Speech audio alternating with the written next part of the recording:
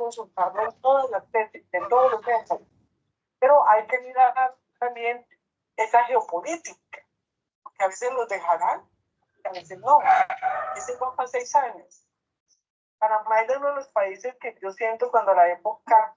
Hola, muy buen día a todos. Hola. Hola, muy buen día. Que era una maravilla el ejemplo que hizo... Para darle celeridad al encuentro, vamos a pasar con la primera ponencia, ¿vale? Entonces, me levanta la manita con la primera expositora, le agradezco. Si no había una posibilidad y una potencia ocupacional, aquí no.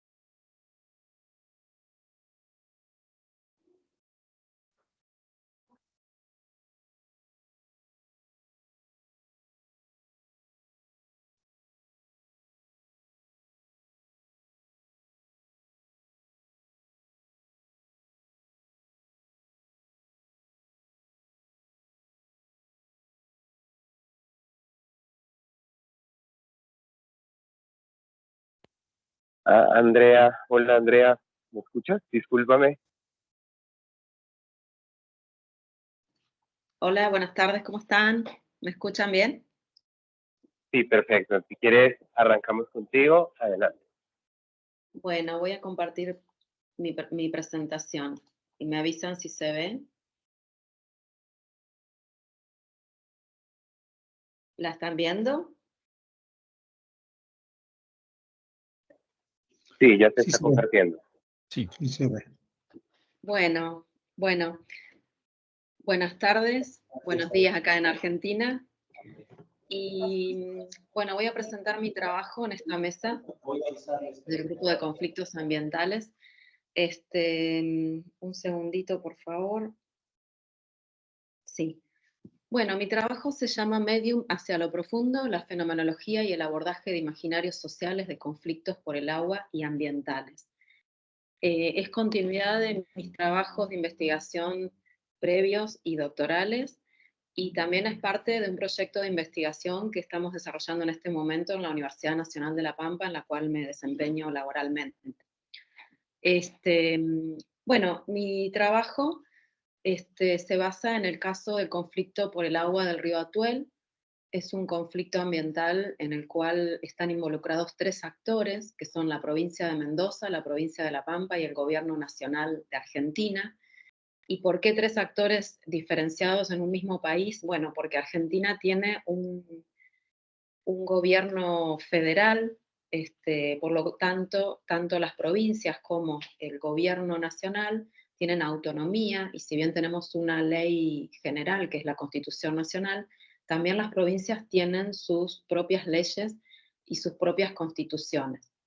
Entonces, este es un dato muy importante para tener en cuenta en el conflicto por el río Atuel, porque como ustedes ven ahí, el del río Atuel, y esto es una definición de 2 autores de Mendoza, es una serie de apropiaciones sucesivas de agua provocados en distintos periodos por los poderes nacionales argentinos, en distintos periodos, y mendocinos, efectuado o contra la población del oeste pampeano. Y también decimos de este conflicto ambiental, y por tanto se califica como tal, es decir, como conflicto, que hay una desposesión de derechos territoriales e indígenas, ya que son proyectos tecnoeconómicos contradictorios. Porque mientras se responde a demandas de bienes y servicios mayormente urbanos, se despoja de territorio, agua y ambiente a otras poblaciones. ¿Por qué tomo esta definición? Porque en la provincia de Mendoza, en la década del 40, se construye en el sur en el suroeste de su provincia, un dique, allí donde tengo la flecha, que se llama el dique El Niwil, que después va a ser una serie de diques, y ese dique lo que hace es retener o embalsar el agua, el curso natural del río. El río es un curso inferior de un sistema hidrológico mayor, que es de los mayores que hay en la República Argentina.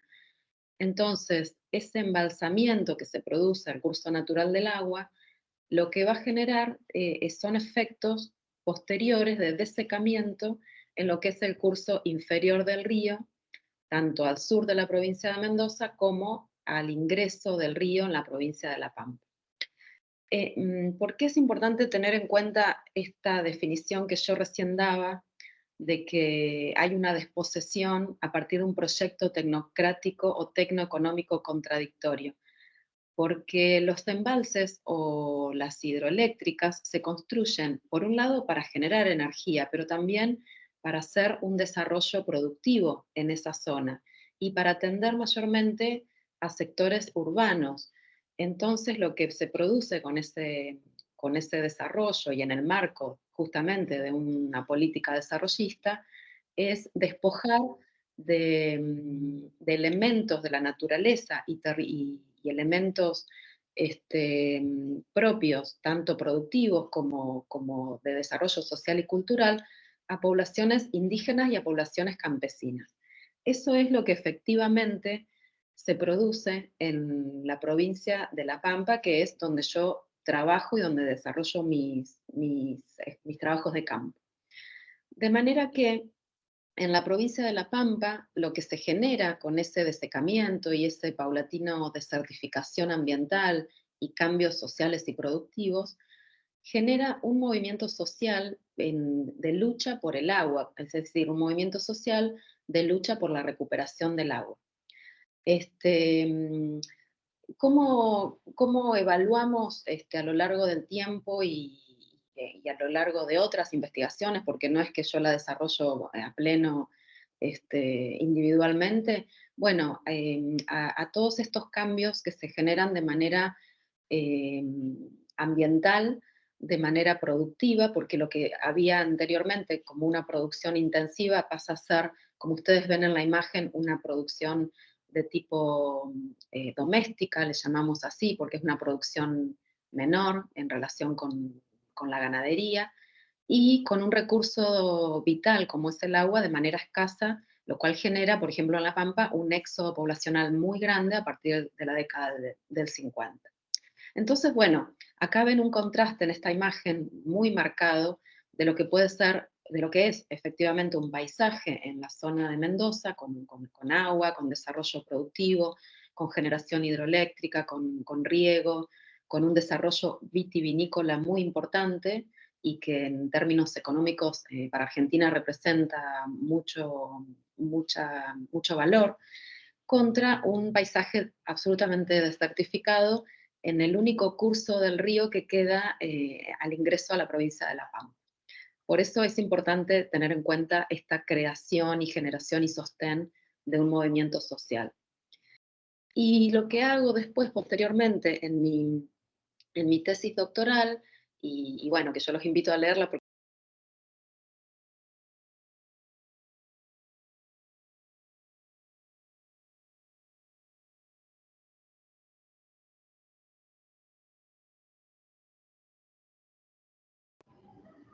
se perdió audio.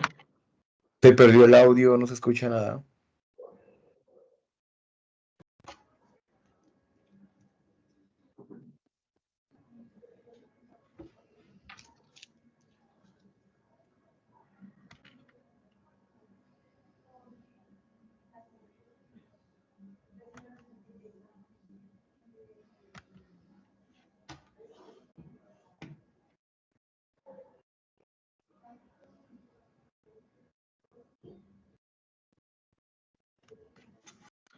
Andrea, se perdió el audio.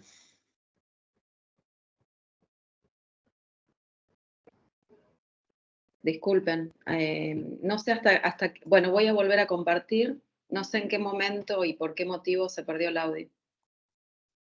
Voy a compartir No sé si hasta acá me habían escuchado.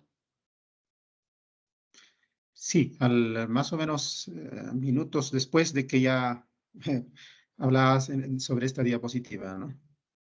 Bien, bueno, como yo les decía, por un lado trabajo el movimiento social por el agua que se construye a partir de este conflicto por la apropiación de Mendoza sobre el agua, y en la tesis doctoral lo que realizo es una construcción de una tipología de imaginarios dominantes del agua en Mendoza y también imaginarios dominantes de despojo del agua en La Pampa. Y por otro lado, esto que me interesa puntualizar, que es la emergencia de imaginarios de olvido y de negación. ¿Qué significa esto? Significa que a partir de este transcurso histórico de un ambiente desertificado en el noroeste de la provincia de La Pampa, esa población que persiste y perdura y vive allí, a pesar de ese éxodo poblacional, va construyendo un imaginario emergente distinto a lo que es un imaginario dominante vinculado con este movimiento social. Entonces, yo lo que digo en mi trabajo, y ahora voy a la metodología, es que emergen subjetividades diversas, subjetividades alternativas, que las podemos calificar de imaginarios emergentes, que niegan el agua, es decir, que están mostrando que no hay imaginarios unificados de lucha por el despojo del agua, homogéneos, por eso yo hablo de una heterogeneidad en mi tesis, vinculado a esta cuestión conflictiva con respecto al agua. Y ahí es donde a mí me interesa justamente profundizar, en pensar cómo las prácticas sociales y las experiencias de los sujetos son diversas y no pueden ser ni calificadas ni clasificadas como, de manera homogénea como un único imaginario. Entonces, yo me quiero detener, justamente porque es motivo de este seminario colombiano, en cómo construyo esa tipología para pensar imaginarios dominantes y emergentes. Y ahí, bueno, por supuesto me baso en la teoría de imaginarios sociales a partir de Castoriadis, pero también puntualizando en la mirada fenomenológica de Manuel Antonio Baeza, que él lo que propugna es un abordaje con herramientas de tipo hermenéutico para comprender esas narrativas que están dando cuenta de las experiencias de los sujetos. Porque a mí lo que me interesa justamente es dar cuenta de la experiencia subjetiva de los sujetos en su práctica social. Entonces, bueno, ¿cómo construyo esa tipología? Mirando estos planos diversos que tienen que ver con lo que Manuel Baeza clasifica como, ¿no?, como planos aparentes, planos medianamente observables y planos ideados. Él también habla de un plano arquetípico, que se fundamentan en esta teoría fenomenológica, que tiene origen en esa fenomenología desde el punto de vista filosófico. Entonces, bueno, yo lo que analizo en mi marco metodológico y en las preguntas que voy a hacer, porque yo el trabajo que hice fue puntualmente a partir de muchas entrevistas, aproximadamente 30, a campesinos y campesinas que residen en la zona desertificada del río Atuel. Yo les pregunto a ellos a partir de dimensiones que se vinculan con el agua y el río en el plano aparente, que sería en relación con su ser, es decir, qué significa ese agua para ellos, como recurso de subsistencia, como bien vital, como oportunidad futuro. Por otro lado, las preguntas orientadas a conocer la experiencia en un plano identitario, que sería el plano observable, medianamente observable, perdón, y ahí las preguntas se vinculan con la identificación de esa población, de esos grupos que perduran en la zona, con respecto a no solo al ambiente, sino a su vinculación con ese otro. Por eso el plano identitario, con los mendocinos, porque hay una integración de la población del sur mendocino con el noroeste pampeano. Y también en el plano identitario me interesaba entender cuál era la vinculación de la población con el movimiento social, porque, y es uno de los orígenes de mi investigación, los primeros viajes que yo realizo a la zona de conflicto, veo y es claro que esos campesinos y campesinas no están integrados al movimiento social y de hecho tienen con respecto al agua y al río una vinculación que no es de reclamo. Directamente algunos campesinos a mí me decían que al río y el agua ellos no la querían. Y por último, el río imaginario, como le llamo yo ahí en ese tema, como denominé el tema, que sería el plano ideado o imaginario, para entender los aspectos más puramente, si se quiere, poco aprehensibles, y por eso el plano imaginado, entender cuáles eran los deseos, cuáles eran los temores, cuáles eran las percepciones y las valoraciones de los pobladores con respecto al agua. Entonces, de esa manera construyo y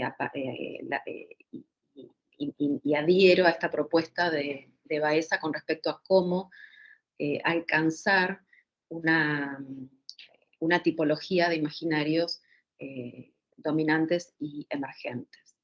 Bueno, y en ese sentido, ¿cuál es esa vinculación de la hermenéutica que yo apliqué para analizar esa malla temática con los imaginarios sociales y con la fenomenología?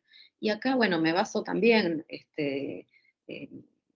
yo me considero discípula de Baeza y me baso en esta idea que él tiene de pensar la relación objetividad-subjetividad, la idea de explicación apartándose de una idea de explicación y yendo hacia una teoría sociológica comprensiva. Y por último, poner en cuestión la idea de verdad, que es esto lo que me aproxima a la fenomenología. Esa aproximación fenomenológica lo que va a estudiar es justamente la experiencia cotidiana de la vida, el mundo de la vida, parafraseando a Husserl, los fenómenos aparecidos a nivel consciente, los fenómenos en el plano de las esencias, para lo cual se requiere trabajar en profundidad, la existencia humana y social basada en el criterio intersubjetivo y un estudio que privilegia el trabajo reflexivo. En definitiva, esto se inscribe en una perspectiva humanística con centralidad en el sujeto de carne y hueso, de ahí también la procedencia de la mirada fenomenológica. Y por supuesto es una teoría cualitativa en el sentido subjetivo de la acción social. Me voy a saltear un poco este apartado por una cuestión de tiempo, porque ahí sigo pensando y profundizando, bueno, de qué se trata esa hermenéutica. Y voy a pasar directamente a contarles que, bueno, que actualmente, a partir de esta tesis donde yo doy cuenta de que hay imaginarios emergentes en esa experiencia y en ese mundo de la vida puesto en la praxis de los campesinos y las campesinas en este conflicto por el río Atuel, yo lo que quiero hacer ahora, y son parte de mis estudios postdoctorales, es trabajar una vinculación mayor desde el punto de vista teórico, pero pensando en una aplicación metodológica, en relación con las obras de Castoriadis y Alfred Schut, porque es Alfred Schut quien, a partir de una teoría fenomenológica, va a tratar de hacer un abordaje sociológico, es decir, yo lo que quiero es poner en diálogo ficticio la obra de Castoriadis desde su filosofía de imaginarios sociales y la adaptación que hace Schut desde la fenomenología a la sociología para poder responder a las preguntas de investigación que me vengo realizando, que me vengo haciendo, ¿no? Entonces, bueno, a partir de estas preguntas que yo me hago, la principal sería esta segunda, ¿no? ¿Cuál es la trama filosófica de las manifestaciones de la acción social entendidas como imaginarios sociales y partiendo de las obras de Castoriadis y Schut, desde una perspectiva fenomenológica, de qué manera se instituyen significaciones socioimaginarias en torno a la experiencia y a la realidad de manera colectiva e históricamente. ¿Por qué esta aclaración final? Porque se le critica a la fenomenología, de Husserl particularmente, una mirada sobre el ser individual. Y justamente lo que hace Schutz es pensar desde su teoría en un sujeto colectivo, en un sujeto histórico, que es lo mismo que también hace Castoriadis.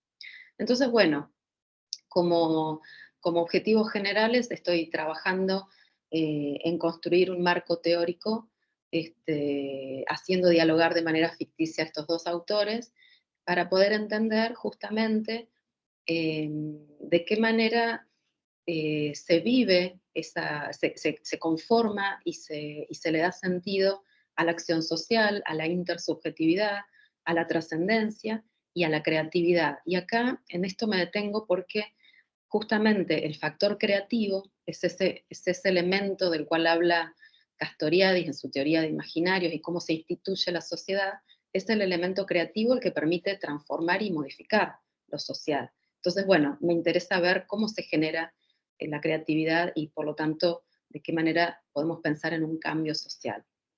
Y ahí ya voy cerrando y vuelvo a estas imágenes de mi trabajo de campo, en, en este imaginario emergente que yo veo claramente expresado, manifiesto en las narrativas y en las expresiones de los y las campesinas del oeste de La Pampa que viven esa situación distinta.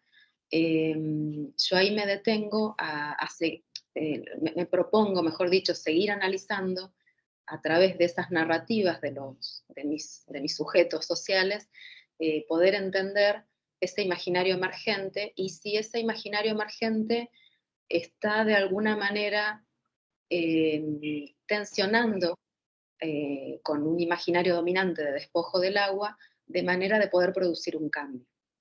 Entonces, bueno, acá les como, como cierre algunos relatos que yo ya fui trabajando en la tesis doctoral, pero que sigo analizando, testimonios que hablan de una vinculación distinta con un imaginario, es decir, no hay un reclamo explícito sobre el agua, hay un reclamo muy fuerte hacia ese imaginario instituido desde las élites políticas e intelectuales, donde se expresan, como digo ahí, incluso negaciones respecto al agua. Bueno, cierro entonces de esta manera mostrándole estas imágenes de un territorio muy diverso, muy distinto a lo que fue un territorio húmedo. La indagatoria mía va por ese lado, pero bueno, justamente ahora me encuentro tratando de construir un marco teórico mucho más profundo, mucho más fuerte, si se quiere, desde el punto de vista filosófico.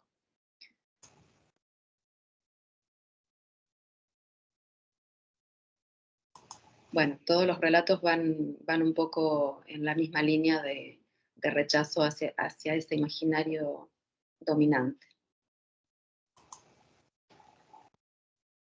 Bueno, dejo acá y lo que quede como pendiente o no se haya entendido lo dejo para el momento de las preguntas.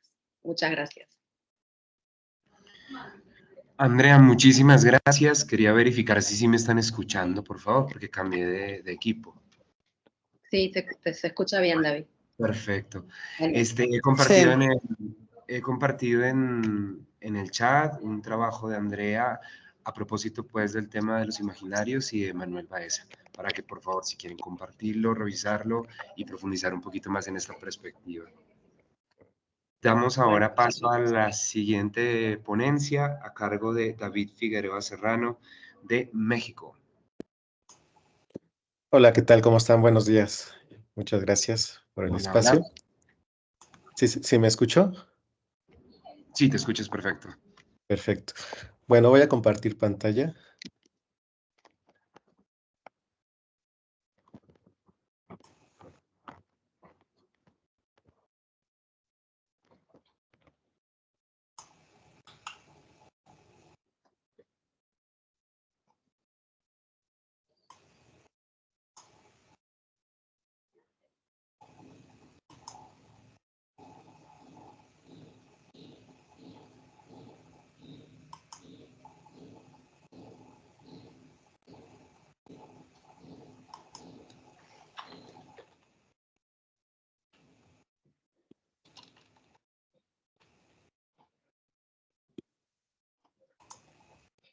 Bueno, ¿se logra ver ya la presentación?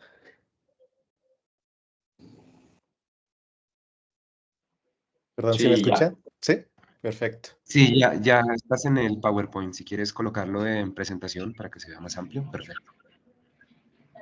Muy bien. Bueno, voy a iniciar. Yo he estado trabajando sobre todo la región de las comunidades mazahuas y otomís del Estado de México. Ubicándolos un poco en lo que es la geografía de México, estaríamos hablando de la zona central. Las comunidades mazahuas y otomís se encuentran eh, rodeando técnicamente lo que es la zona de la Ciudad de México. Es parte todavía un poco del Valle de México y entrando a otros valles como el Valle de Ixtlahuaca, un poco la imagen que aquí se logra ver es parte de la región de los Baños, como se le conoce, que es del Valle de Ixtlahuaca, ¿no? Y principalmente me he centrado en esta región del Estado de México, zona centro-norte. Y bueno, mi interés del proyecto justamente se originó a partir de aspectos de carácter biocultural. Inicialmente yo estuve trabajando con las comunidades sobre estos aspectos de los conocimientos tradicionales ambientales, las prácticas ecoestéticas y diferentes tendencias. Y en esas, digamos, dinámicas de comunicación con la gente, en el trabajo de campo, fui viendo procesos que eran, digamos, muy complejos y que también estaban tocando ya elementos de carácter biotecnológico, ¿no? Entonces, poco a poco esta investigación del patrimonio biocultural me fue llevando al análisis del control atmosférico y de las modificaciones genéticas de algunos productos agrícolas. Ahí me fui centrando en estas tendencias, sobre todo porque, bueno, en esta región se utilizan maíces híbridos y hasta el momento todavía no he encontrado evidencia de maíces transgénicos. Pero sobre todo esto me empezó a generar algunas reflexiones porque siempre estaba presente la imagen del futuro, como lo planteaba la gente, es decir, cómo se está visualizando el devenir del propio entorno, qué está implicando para sus posicionamientos en términos de lo productivo, de las relaciones con la naturaleza, de la salud. Empecé a ver que había, digamos, como dos tendencias del sentido sobre el futuro. Uno que tenía que ver con un futuro muy próximo, que estaba muy marcado a partir de las condiciones delineadas por las políticas gubernamentales, y por otro lado, las perspectivas del tiempo que tienen que ver con visiones un poco más amplias de lo que implica justamente el devenir de la naturaleza. A partir de ello, bueno, empecé a vincularme un poco más con la idea de construir una interpretación sobre los imaginarios postnaturales. Eh, Tomando algunos referentes, por ejemplo, en México está prohibida la importación del maíz genéticamente modificado. Sin embargo, ha habido diferentes procesos en los cuales, a pesar de que hay una negativa oficial gubernamental por aceptar el maíz transgénico para el consumo humano, se tuvo que llegar a una negociación con Estados Unidos por el Tratado de Libre Comercio. Entonces, en el año pasado, más o menos por estas fechas, un poco antes, hubo una modificación de la normativa y se aceptó que entrara el maíz transgénico, es decir, que se generan importaciones de maíz transgénico solamente para consumo animal. En México está prohibido la producción interna, solamente se permite la importación. Sin embargo, hay varios estudios que han mostrado que existe ADN transgénico en diferentes variedades nativas del maíz, principalmente, bueno, zonas centrales, hacia el sureste, incluso hasta en zonas montañosas que son regiones muy agrestes y que pues ha generado la duda de cómo ha llegado este tipo de contaminación transgénica a los maíces, ¿no?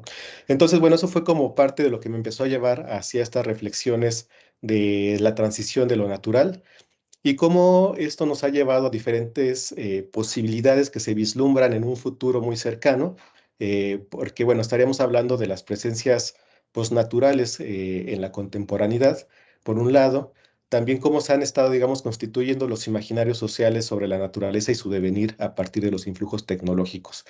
Un poco cuando hablaba de esta idea de la cercanía que se empieza a constituir entre el futuro y el presente en términos de las idealizaciones y de las tendencias sociales, incluso, digamos, de las construcciones de las utopías o de las distopías, bueno, podemos tomar evidentemente como uno de los referentes, pues, de este vínculo entre el futuro y el presente, la década de 1950, cuando se da el descubrimiento de la estructura molecular del ADN.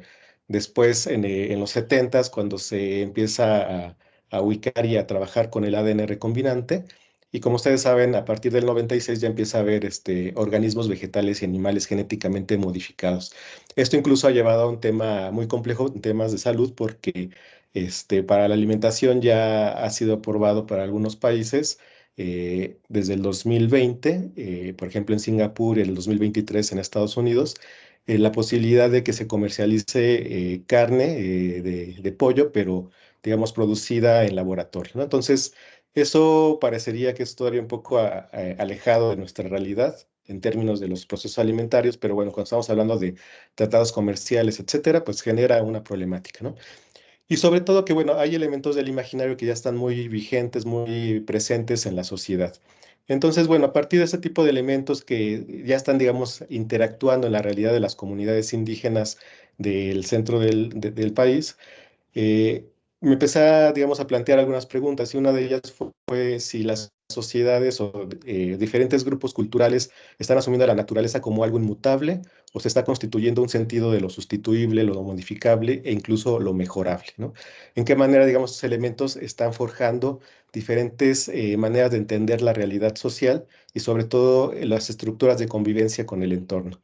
Entonces, he estado trabajando de manera concreta con la identificación de algunos flujos de información, cómo se, digamos, han forjado algunas apropiaciones de significado, y sobre todo cómo se están construyendo estos imaginarios del porvenir que tienen una tendencia de identificar la visión de las transformaciones de los propios entornos, es decir, ver cómo se visualiza la naturaleza de manera general y también de manera muy concreta los entornos habitados por las personas con las que estamos trabajando. Esto, bueno, a partir de algunos elementos muy concretos, como son las formas de percepción de la naturaleza, la corporeidad, la salud.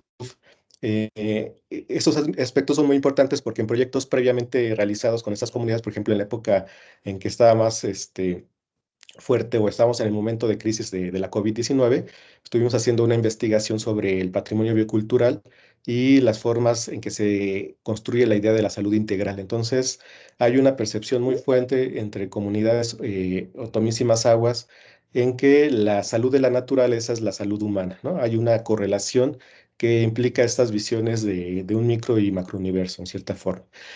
También, bueno, David, estamos... David, ¿Sí? disculpas, pero están avisando que no están avanzando las diapositivas. Si podrías poner en modo presentación o ir Ah, ok, avanzando. perdón. Gracias. A dejar, la vuelvo a Ahora compartir. sí.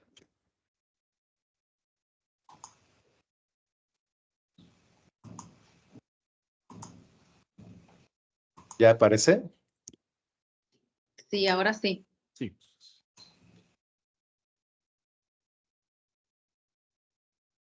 Bueno, bueno, eso me ha llevado justamente a ir abordando estos aspectos de los imaginarios de la artificialidad y de la naturaleza. Estoy partiendo conceptualmente a partir de algunas bases de Castoriadis, que precisamente, bueno, nos ha dado elementos para identificar los imaginarios constituidos y constituyentes, y entendiendo la lógica de los imaginarios como diferentes formas y flujos de información, de elementos simbólicos y significativos constituidos históricamente y que van forjando ciertas ideologías, creencias y los posicionamientos del ser individual y social, ¿no? Y esto evidentemente se enmarca en la idea de la relación tiempo-espacio. En esa medida, bueno, como sabemos, los flujos de información, pues, parten, digamos, ya de elementos ya que han constituido ciertas lógicas a partir, por ejemplo, de lo que pueden ser las tecnomitologías, a partir de otros referentes como la literatura, la ciencia ficción, entre otros, ¿no? Ahora, en este momento, estoy tratando de hacer una vinculación entre lo que pasa en la comunidad, es decir, en estos procesos de influencia de la biotecnología y también las percepciones de los jóvenes de la región y de la zona del Valle de Toluca, en términos justamente de cómo se está conceptualizando la idea de la naturaleza, cuál es el imaginario que está presente y cuáles son los referentes que están, digamos, definiendo esa idea de la naturaleza. Por ello he estado, digamos, tratando de también indagar cuáles son este tipo de elementos que van ponderando cierto tipo de valoraciones en términos de las cosmovisiones que están teniendo a lo que es el entorno. Em, bueno, algo también muy relevante es algunos referentes que estoy retomando de Cabrera, Cabrera ha planteado, además, digamos, de la lógica de la relación de lo instituido y lo instituible, lo que podemos concebir como lo instituible, es decir, perdón, era instituido e instituyente, y lo que podemos considerar como instituible, es decir, elementos que están presentes en cierta manera ideológicamente, simbólicamente, ficcionalmente, pero todavía no son parte de la realidad, ¿no? Entonces se vuelven como un elemento, como un influjo para lo realizable, lo esperable, y que van, digamos, constituyendo diferentes lógicas de interacción. Esto es muy importante porque también permite ir viendo las tensiones que están presentes entre los imaginarios instituyentes y los imaginarios instituidos. Y bueno, también en esta misma lógica, Daniel Cabrera habla de dos posicionamientos del imaginario para entender la lógica del tiempo, ¿no? Habla de los imaginarios cronotemporales y los imaginarios semiotemporales. El cronotemporal, que hace referencia a la memoria y la esperanza más desde una lógica lineal, es decir, desde un planteamiento, desde la idea de un origen y de un fin. Ajá. Y en el cambio, la visión de la semiótica temporal, con esta idea de lo mitológico y lo escatológico, responde a las interpretaciones del tiempo cíclico, que pueden estar, digamos, jugando constantemente con los influjos del tiempo y la movilidad de esta relación entre pasado, presente, futuro, pasado, etcétera. Entonces, estamos hablando que son campos en tensión que están, digamos, constantemente relineándose o rearticulándose, mejor dicho, y que van, digamos, articulando diferentes formas de colonizar los significados del imaginario social.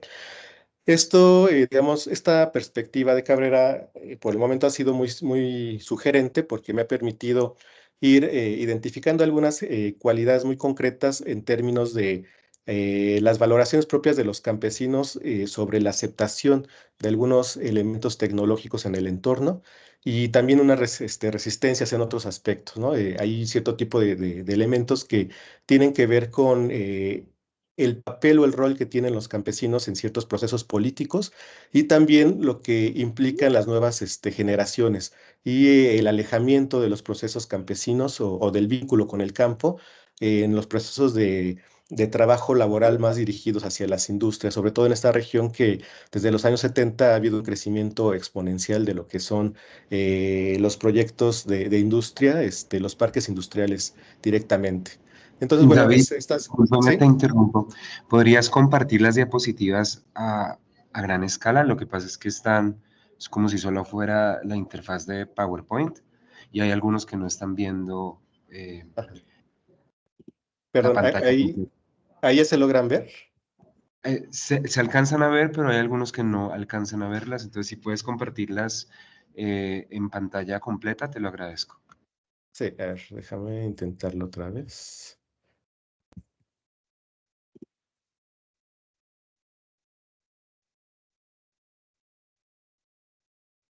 Bueno, de esta manera ya se logra ver de pantalla completa. No, a mí me cambió, sigue igualito en las pequeñas. Ok, a ver, por aquí tengo un problema técnico. A ver, permítame tantito.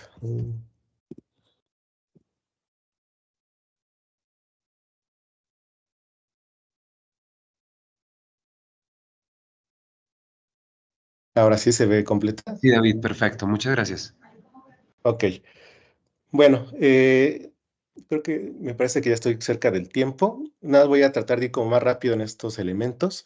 Ahorita me estoy concentrando un poco más en las referencias teóricas y ahorita hablaré un poco de lo metodológico, no tanto de los resultados, porque bueno, esta segunda parte del análisis de las posnaturalezas, de los imaginarios de la posnaturaleza, es el proyecto que estoy, digamos, iniciando. Es la continuación de los estudios bioculturales previos en estas comunidades. Ahorita daré nada más algunos referentes que me permiten ir articulando la idea de la posnaturaleza y algunos métodos que estoy diseñando y aplicando ya inicialmente. Pero bueno, evidentemente todavía falta el proceso de análisis de la información y la continuidad del proyecto para tener ya resultados más concretos. Bueno, sobre el concepto de posnaturaleza hay pues diferentes vertientes. Desde hace varias décadas ya se ha planteado la idea del fin de la naturaleza por algunos autores que asumen que ya hay un elemento, un indicador, un referente del humano en la naturaleza, entonces ya no tenemos una naturaleza prístina, por decirlo así, ¿no? En otros casos ha habido perspectivas que abordan la posnaturaleza más como el proceso de digamos, de la articulación en la cual el ser humano es parte del entorno y entonces lo humano también va recreando lo natural. Algunas vertientes se vinculan en ese sentido como proyectos de conservación ambiental, donde lo antrópico es parte de lo natural, o también lo que se ha definido como las segundas naturalezas. Y también hay otras tendencias que han abordado la idea de las tecnonaturalezas, más que nada haciendo referencia a los efectos tecnológicos en el entorno.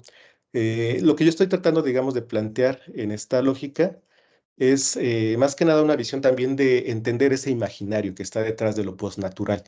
En todos estos debates siempre está presente lo que implica la idea de lo natural y de lo artificial, ¿no? Este conflicto entre lo humano y la naturaleza prístina o o el actuar humano como parte de la naturaleza misma.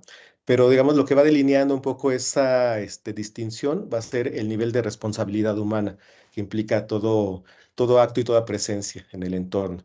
Y de igual manera implica reflexiones sobre las convivencias con y en un entorno de diversidad de las entidades recreadas.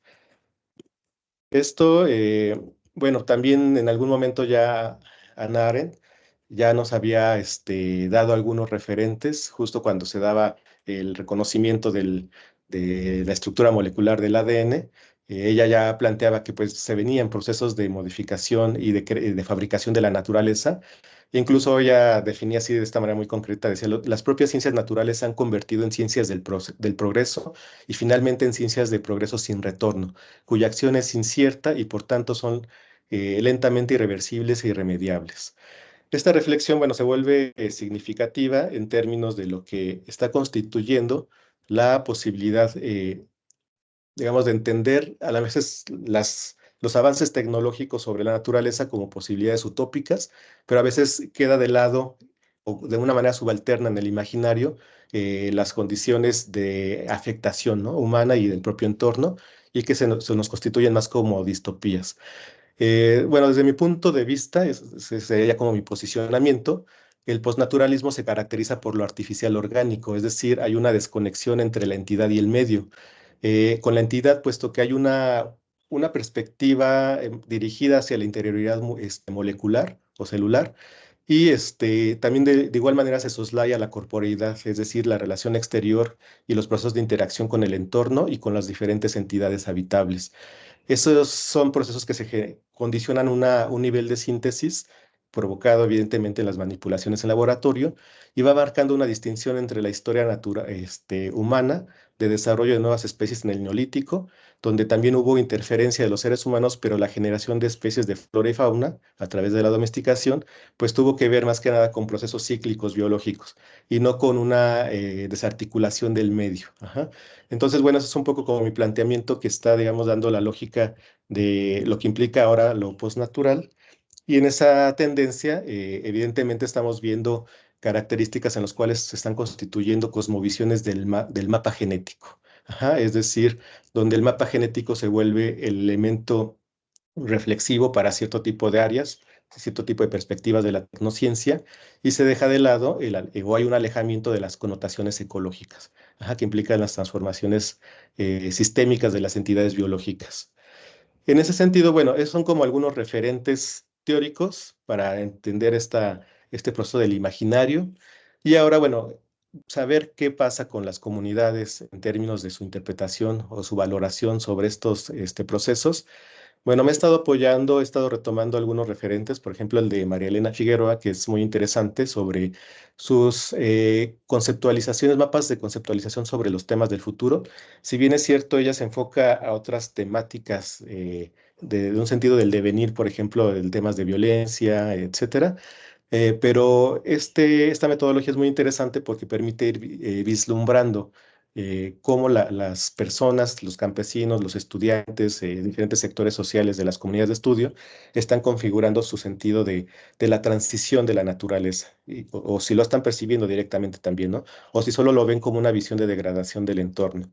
También, bueno, me he estado enfocando a lo que son entrevistas para ir identificando perspectivas del devenir natural directamente dirigidas hacia aspectos como el cambio climático, los transgénicos en las comunidades productoras y el futuro de los conocimientos bioculturales ante la presencia de la biotecnología o la bioingeniería.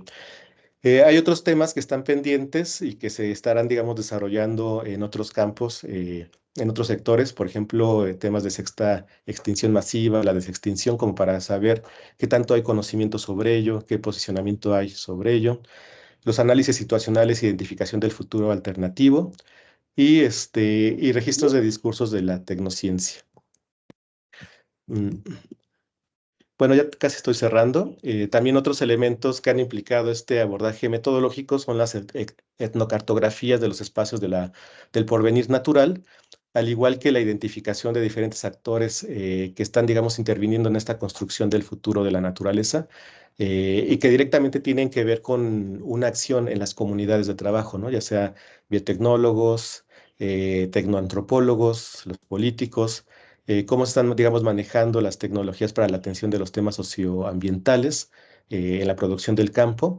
Es importante ir viendo estas caracterizaciones porque, como ya lo mencionaba hace un momento, hay ciertos campesinos que sí están generando una resistencia y control de lo que son y defensa, mejor dicho, de lo que son sus semillas nativas, pero también hay otras personas que por el aspecto productivo están dando mayor preponderancia al uso primero de maíces híbridos, y quién sabe si después, por cierto tipo de influencias, lleguen a aceptar maíces transgénicos, ¿no? Entonces, bueno, ahí es ir identificando esos procesos y los roles sociales que se están generando. Y bueno, ya finalmente, bueno, hay por ahí otros aspectos como etnografía digital, como escenarios de co-creación con los interlocutores y otras formas en que se va, digamos, transmitiendo los imaginarios de la postnaturaleza. Ya con eso cierro, ya, digamos, un poco apresurada por el tiempo, pero espero que se haya logrado atender algunas ideas. Muchas gracias. Muchísimas gracias. Ahí en el chat también compartí un trabajo tuyo 2020 con comunidad indígena en México, para que los interlocutores puedan revisar de pronto tu trabajo y conectarse un poquito más, ¿vale? Yo ya veo ahí a Manuela Naval, que es nuestra próxima ponente, entonces el auditorio es tuyo. Bienvenida. Hola, buenos días a todos. Les hablo desde Santa Rosa, La Pampa, Argentina. Voy a compartir la presentación. Así pueden verla. Díganme si se ve bien, si me escuchan. Sí, se ve pantalla completa y se te escucha perfecto. Perfecto, buenísimo.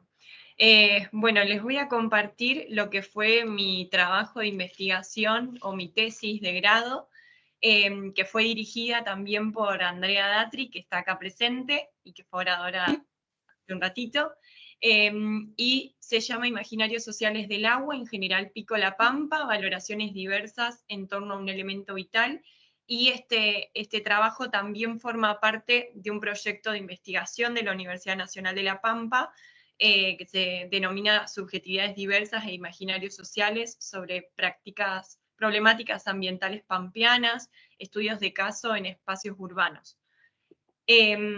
Primero, antes de comenzar, quiero ponerlos en situación dónde queda la localidad de General Pico, dónde queda La Pampa. Si nos ubicamos dentro de la Argentina, La Pampa es el corazón o el centro de nuestro país, y por acá no sé si se puede ver mi mouse, vamos a encontrar la localidad de General Pico y nos vamos a centrar como unidad de análisis con el barrio sur. Ahora lo que les voy a hacer es una contraposición a la situación que comentaba Andrea anteriormente en cuanto a lo que sucede con los ríos de nuestra provincia. Ahora les voy a hablar sobre lo que es el agua subterránea de nuestra provincia. En el 2013, los acuíferos, que son los reservorios de agua subterránea, que se encuentran por debajo de la tierra, fueron denominados estratégicos. ¿Por qué? Porque la mayoría de los ríos que deberían atravesar, ríos interprovinciales que deberían atravesar nuestra provincia, por decisión unilateral de otras provincias, no están accediendo el agua a nuestros cauces, a nuestra tierra. Entonces, 71 de las 80 localidades de La Pampa se abastecen específicamente de agua subterránea. Entonces, para que tengan una idea, la importancia y la magnitud de lo que es el agua subterránea para mi provincia.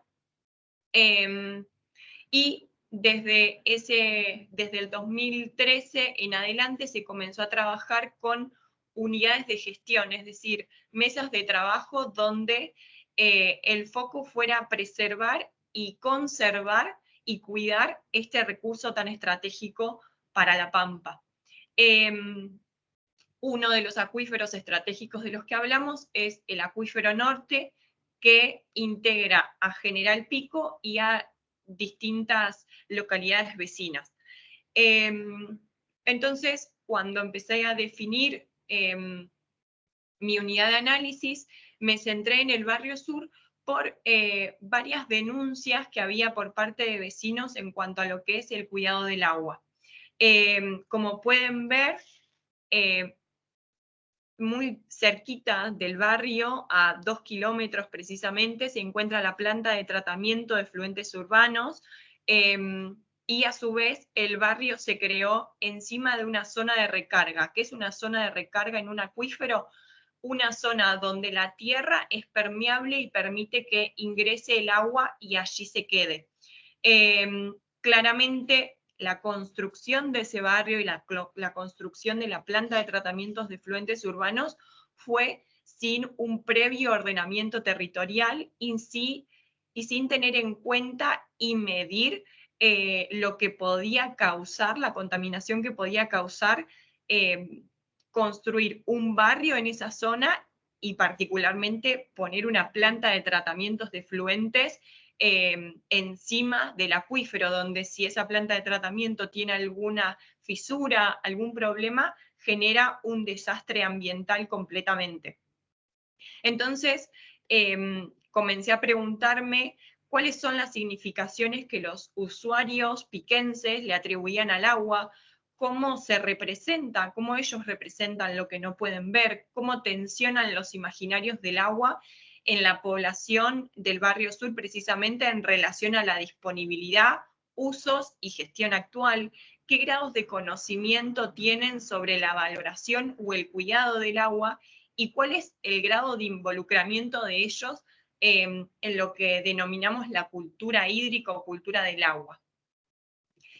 Una vez que me planteé eso, comencé a establecer mi estado de arte, poder, en primer lugar, encontrar documentos que trabajaran con el derecho al agua. Pude encontrar varios trabajos sobre conferencias, encuentros, acuerdos, normas, leyes.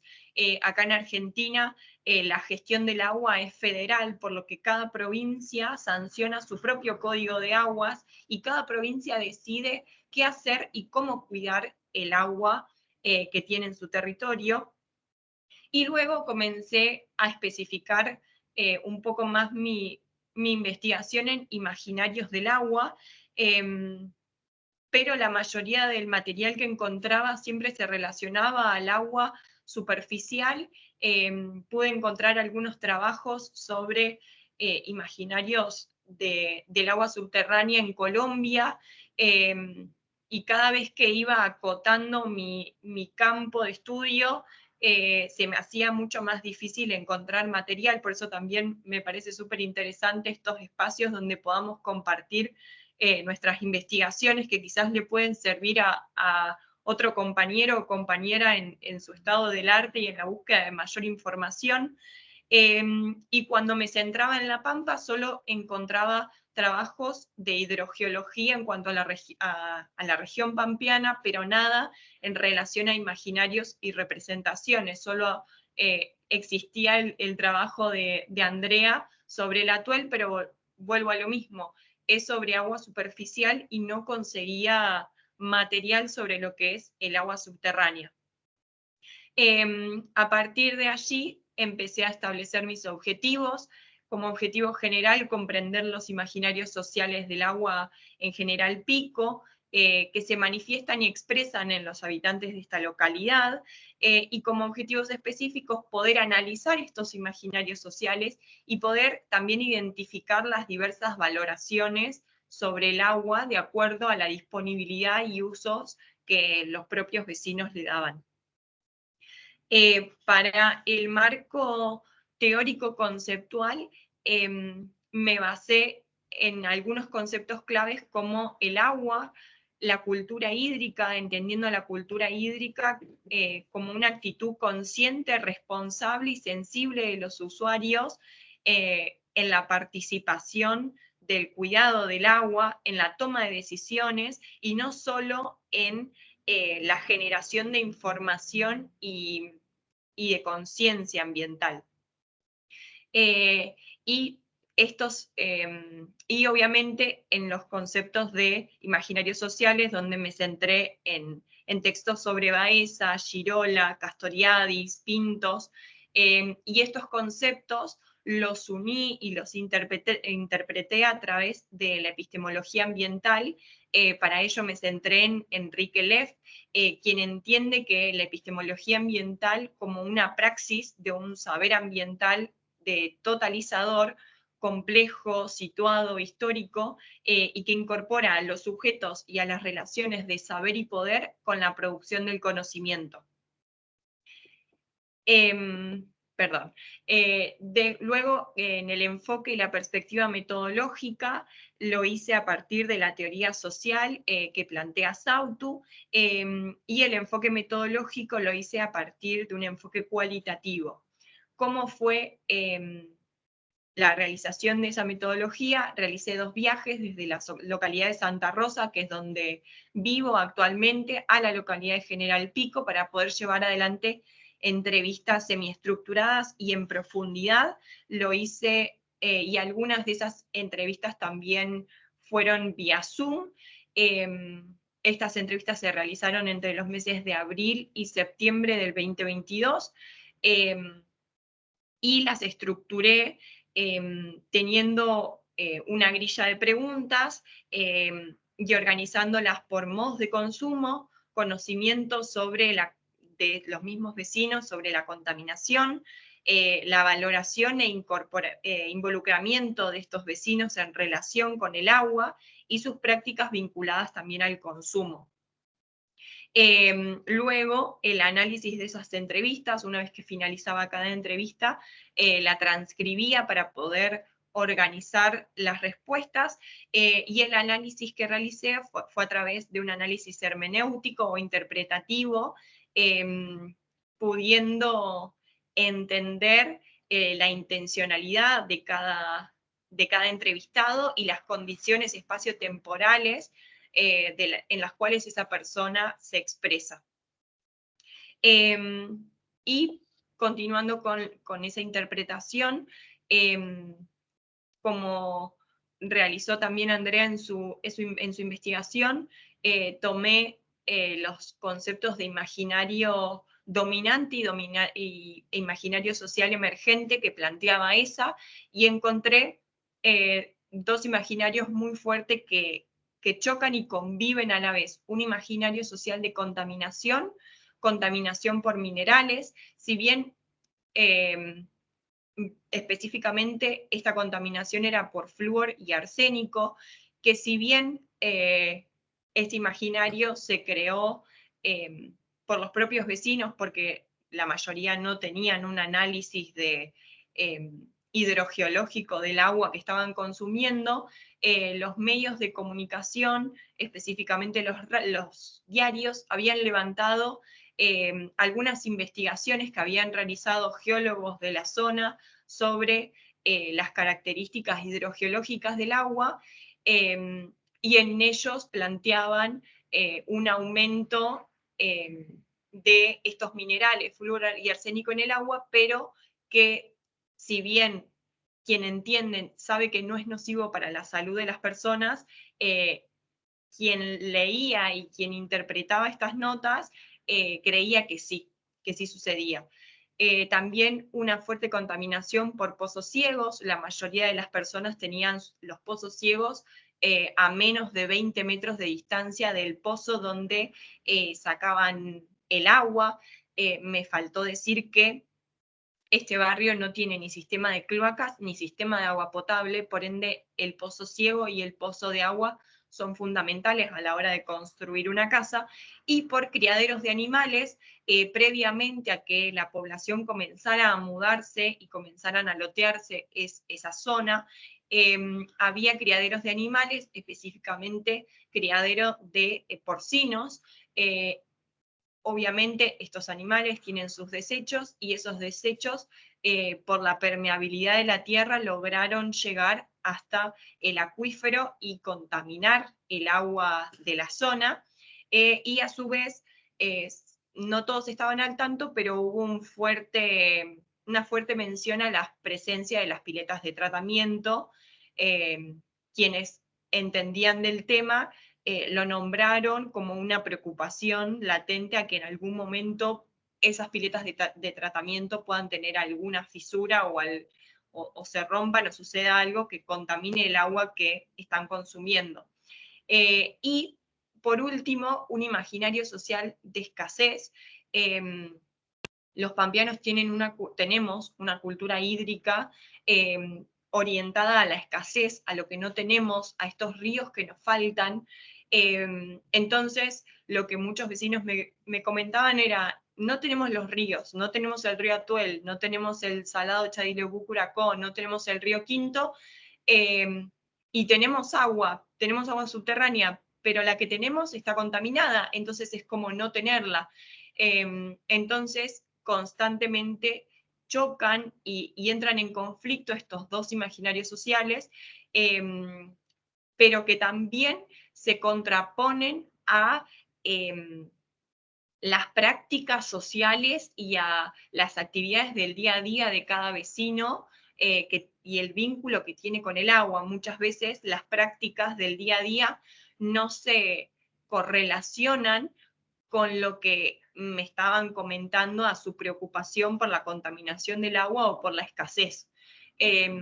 Así que, para finalizar, este trabajo es importante para los pampeanos, más que nada para poder empezar a generar una cultura hídrica de lo que sí tenemos, dejar de pensar en lo que no tenemos, porque necesitamos conocer lo que tenemos para poder cuidarlo. Si esto no es así, la cultura hídrica va a seguir como está, pensando en lo que no tenemos, pero tampoco cuidando lo que sí. Así que bueno, muchas gracias por su atención.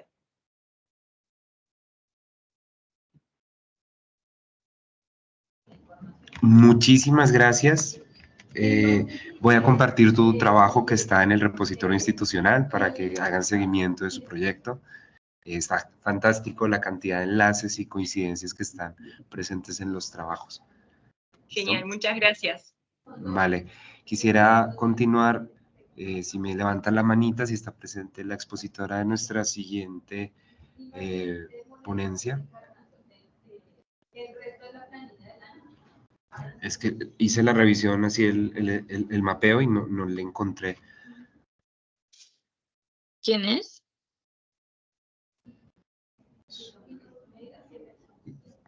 Yasmín Aranzazu. Sí, soy yo.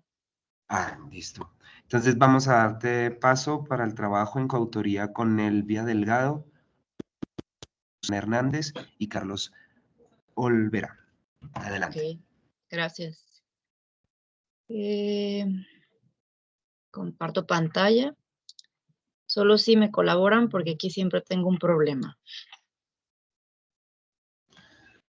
No uso mucho el Teams, entonces quiero suponer.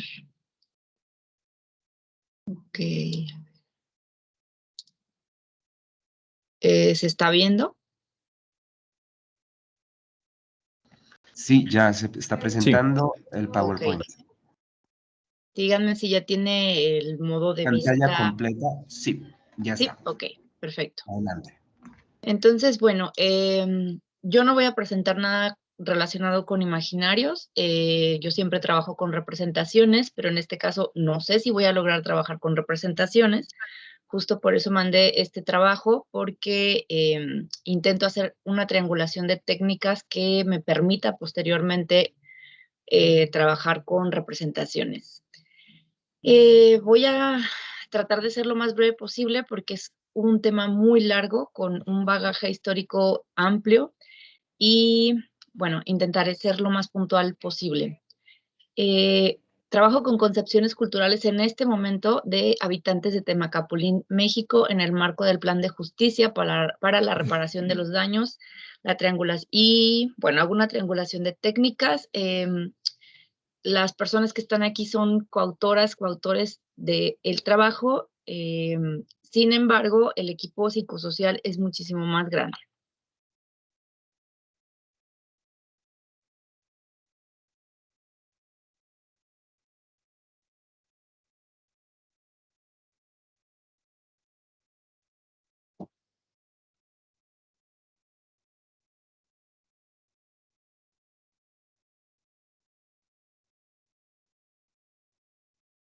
¿Se perdió el audio?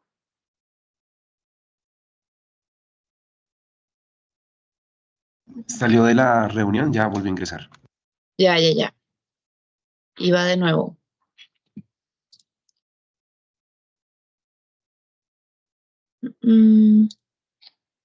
Listo.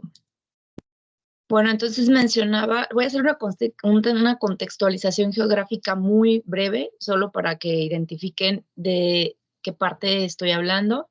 Nosotros estamos acá en México, este es el mapa de la República Mexicana.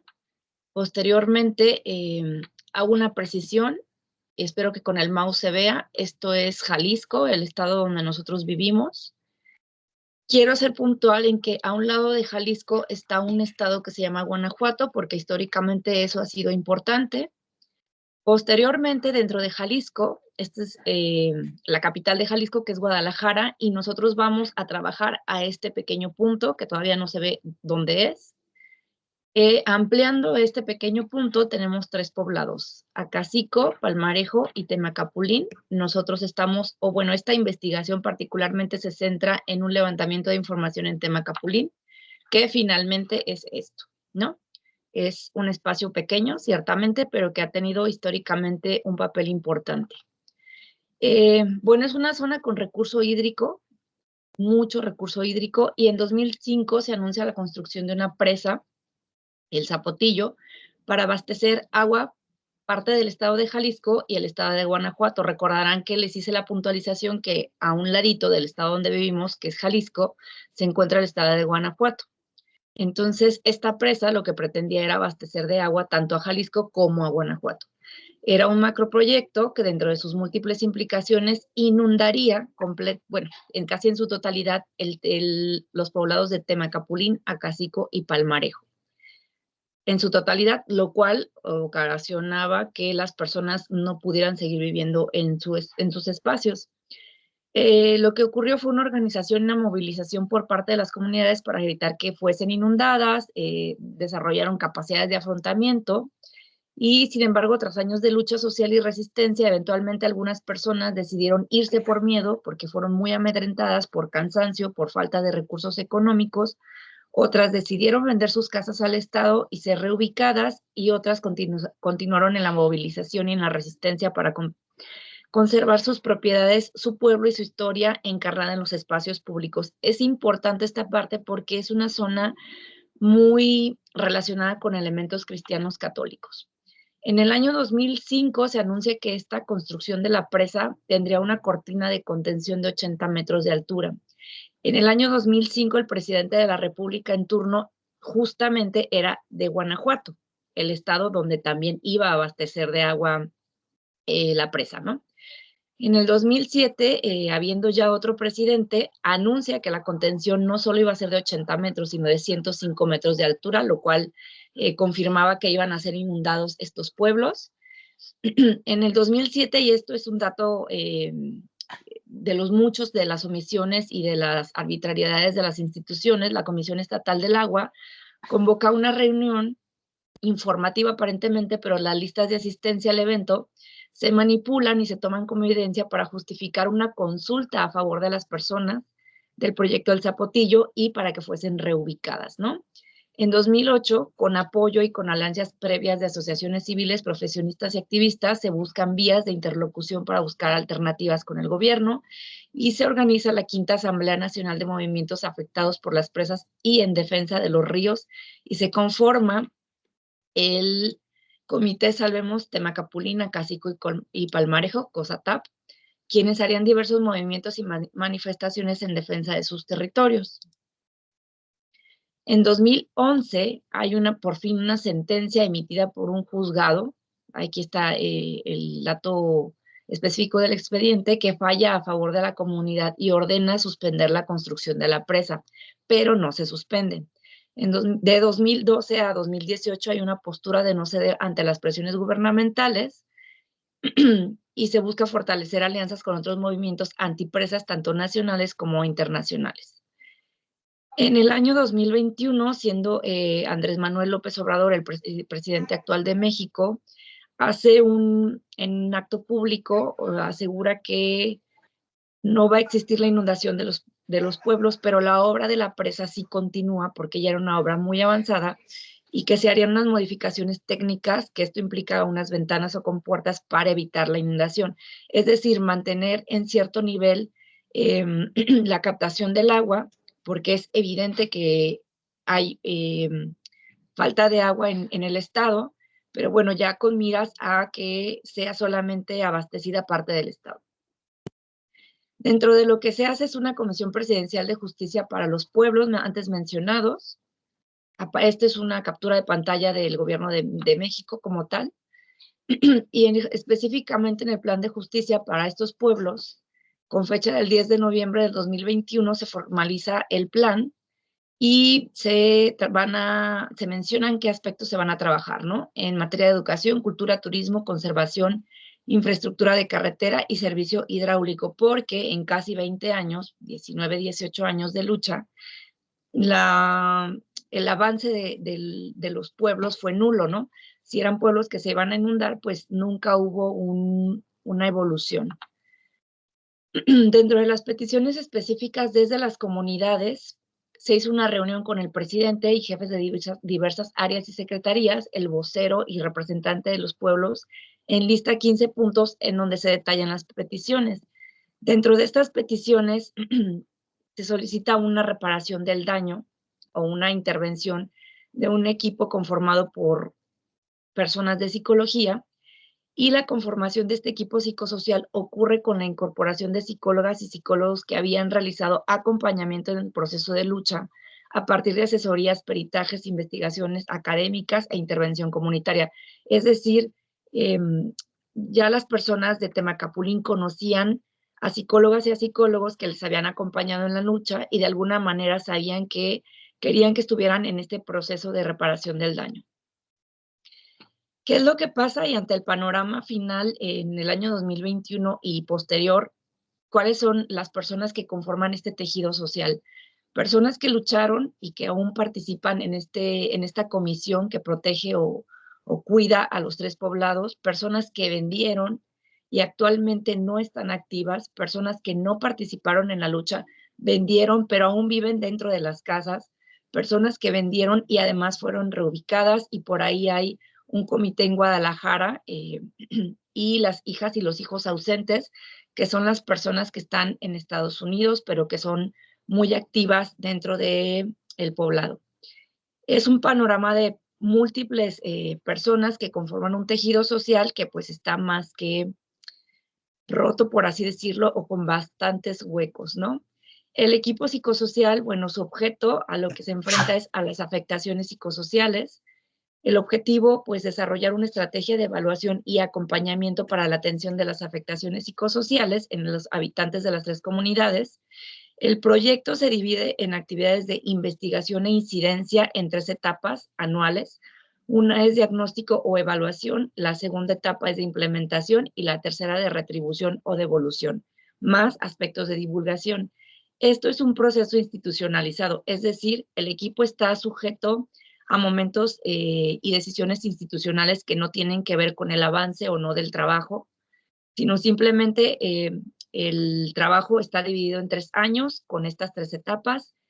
Y bueno, quienes hacemos investigación o hacemos intervención sabemos que no es tan fácil cumplir etapas institucionales contra los procesos propios de las comunidades. Asimismo, y de manera muy general, metodológicamente, se toma el paradigma interpretativo para trabajar desde la perspectiva psicosocial con una mirada multi y transdisciplinaria y darle peso a las vivencias de las personas, pero también como parte de un grupo. Las estrategias metodológicas cualitativas nos permiten analizar fenómenos y acontecimientos desde la complejidad de las personas, sus modos de ser en la vida cotidiana, así como un modo que interpreta la complejidad social, ¿no? Y las herramientas, que esto es interesante, que se han utilizado son propias de la educación popular y la investigación-acción participativa para generar procesos de participación abiertos, sobre todo, y flexibles que permiten construcción de caminos y acciones concretas para realizar un análisis situado e integral. ¿Con qué me encuentro particularmente yo? Porque yo me uno al equipo después de casi 1 año y medio de trabajo, un poquito después. Bueno, yo me encuentro con personas que gustan y necesitan hablar del tema de la lucha, personas que aún militan y son activistas, personas que participaron en el conflicto de forma activa, pero que actualmente ya no son parte del comité, y otras personas que nunca fueron parte del comité, con personas adultas mayores de la cuarta edad, casi 80 años, que ya tienen implicaciones cognitivas y por lo tanto su narrativa es un tanto velada, con mujeres entre 50 y 60 años que fueron estigmatizadas, porque hay que decir que en la lucha de todos estos años participaron demasiadas mujeres porque es una zona en donde hay una alta migración de hombres. Entonces, quienes estuvieron mucho en la lucha fueron mujeres, que en su momento eran más jóvenes y obviamente fueron estigmatizadas pues por estar ahí luchando y no atendiendo sus casas y a sus hijos. Pocos adultos jóvenes, porque la mayoría es que realmente ya migraron, y adolescentes que son reacios a hablar del tema, pero que sí acompañaron a sus madres en las diferentes manifestaciones de esta lucha. Y ojo, aquí es importante señalar que hay personas que no participaron en el movimiento, que vendieron sus casas, que fueron reubicadas y que se aprecia como que son personas que traicionaron, no desde la mirada del equipo, sino desde la mirada de las mismas personas del territorio, ¿no? Traicionaron porque no se quedaron en la lucha, traicionaron porque vendieron, porque se fueron o porque vendieron y aún siguen en sus casas. Lo que yo propongo en este caso y bajo estas condiciones es información, primero, que complete las líneas de investigación y acción del equipo psicosocial, porque institucionalmente se solicita que yo haga un levantamiento de información, una investigación breve, y entonces por lo que opto es por emplear una técnica rápida que se descarta, por lo tanto se descartan entrevistas intencionadas individuales o grupales porque las personas no tienen la disposición de hablar y porque, como les dije, son personas que entre sí no tienen buenas relaciones. Esto me lleva a pensar que podría trabajar con concepciones culturales, aunque yo de origen y siempre he trabajado con representaciones sociales, pero hay una técnica que es el sorteo por montones, y esta técnica se utiliza para obtener datos acerca de los consensos culturales, en donde se parte de la idea de que las personas integrantes de un grupo determinado son culturalmente competentes, es decir, dentro de su cultura manejan muy bien los elementos y se pueden desarrollar y entender entre sus pares. Bueno, en áreas específicas conforme a un objeto social en el que son expertos, no solo por su conocimiento científico, que este sería el menos, sino también y sobre todo por los saberes culturalmente compartidos, ¿no? Esta es una propuesta de Weller en 2007. Y posteriormente, analizo un poquito la definición que hace Jodelet de representaciones sociales en 86, en donde encuentro que no hay una contradicción real epistemológica, porque Jodelet nos habla del sentido común, de un conocimiento práctico, que esto podría ser las competencias culturales de lo que habla Weller, y que permite comprender y explicar los hechos y las ideas del mundo, y responde a las preguntas que nos plantea, ¿no? Establecer nuestra posición, que es algo también de lo que retoma Weller para los consensos culturales, y, bueno, da sentido en torno a los hechos que ocurren, ¿no? Estos elementos que están señalados de verde son los mismos que yo acá ubico en lo que tiene que ver con los consensos culturales. El análisis de sorteo de montones lo que permite es describir cómo los sujetos de un estudio relacionan conceptos entre sí y construyen taxonomías que organizan y muestran dichas relaciones. Eso es algo que ocurre cuando se analizan las representaciones sociales. Más o menos, sí se puede. Ok, viene una triangulación de técnicas y una apuesta que hago después de pensar mucho metodológicamente qué se podía hacer. Ojo, nosotros no vamos a hacer investigación, vamos a hacer intervenciones y acompañamientos. Entonces, los momentos para hacer investigación son complejos. Una ventaja importante de estas técnicas es que produce una información profunda del proceso cognitivo y muchas veces reflexivo de los sujetos a través de un método fácil de aplicar y de entender por los participantes. Mi premisa es que no había una contradicción epistemológica si las técnicas se aplicaban correctamente, esperando que la organización de los montones estuviera acompañado de una narrativa alusiva al contenido de las tarjetas. Es decir, que si yo les mostraba las tarjetas y la gente desarrollaba narrativa suficiente, yo podría obtener ciertamente las concepciones, pero también transitar a un análisis de las representaciones sociales de un grupo de personas específicamente activistas involucradas en el conflicto de manera transgeneracional.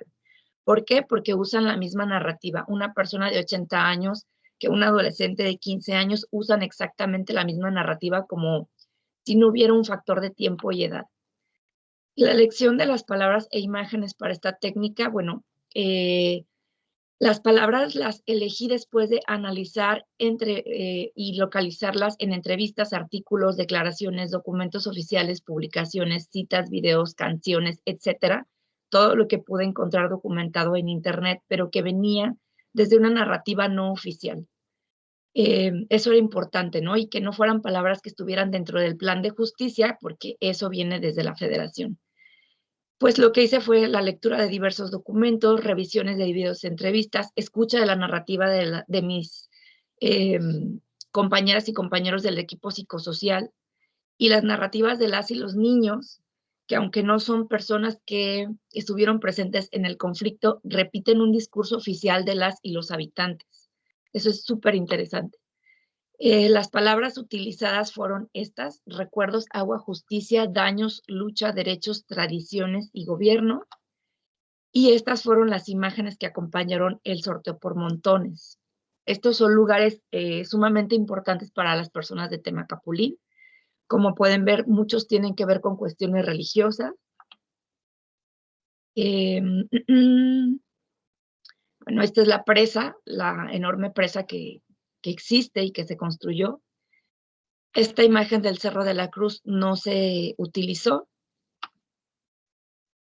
Algo muy representativo de Temacapulín es el chile, y entonces se hace una feria del chile y se produce chile de árbol, como lo llamamos en México. Y este balneario es importante porque, como les digo, hay mucho recurso hídrico en la zona. Esta es una aplicación real. Honestamente, yo no suelo tomar imágenes de las aplicaciones, me parece a veces muy invasivo y las personas son muy poco receptivas a ser grabadas, videograbadas, audio grabadas. Entonces, bueno, esta oportunidad se dio, estábamos ahí en una camioneta.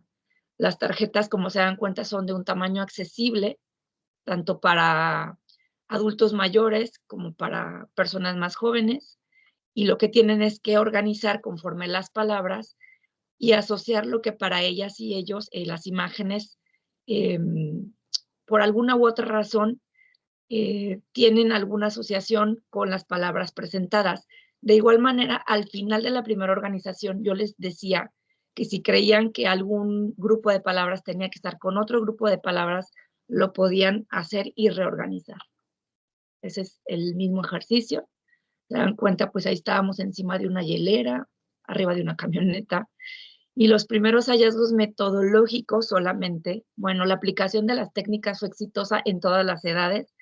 ¿Cómo me doy cuenta que es exitosa? Porque nunca nadie me dijo, esta imagen o esta palabra no tiene nada que ver, que eso es muy común en el sorteo de montones, que a veces hay palabras que les parecen extrañas y te lo dicen así.